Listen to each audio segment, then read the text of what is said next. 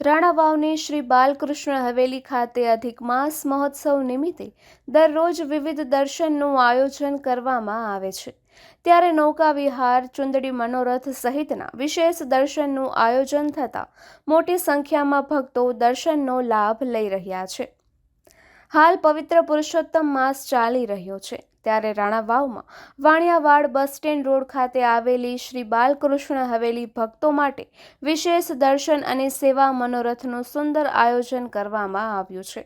શ્રી ઠાકોરજીનો આ પ્રિય માસ સ્વયં પૂર્ણ પુરુષોત્તમ શ્રી કૃષ્ણને સમર્પિત છે.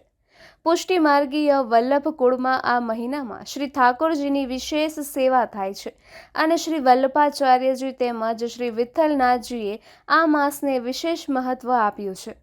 આ પાવન માસમાં કરવામાં આવતી સેવા, કીર્તન, સ્મરણ, કથા અને વાર્તાનું ફળ 1000 ગણું પ્રાપ્ત થાય છે. શ્રી મહાપ્રભુજીના વચનામૃત મુજબ જો જીવ આ માસમાં શ્રી ઠાકોરજીને સાચા ભાવથી ભજે તો ઠાકોરજી તુરંત પ્રસન્ન થાય છે. આ માસને વિશેષ અધિકારી માસ કહેવાય છે, કારણ કે તે ભક્તને ભગવાનને મળવાનો અધિકાર અપાવનારો માસ છે.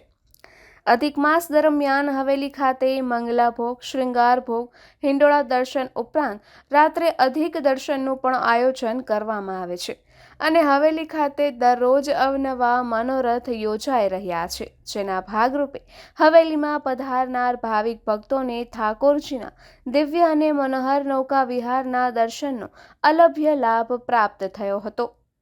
આ દર્શનનો લાભ લઈ ભક્તોએ ધન્યતાનો અનુભવ કર્યો હતો. ત્યારબાદ બીજ દિવસે અલૌકિક ચુંદડી મનોરથનું આયોજન કરાયું હતું, જેમાં પણ મોટી સંખ્યામાં વૈષ્ણવો સહભાગી થયા હતા.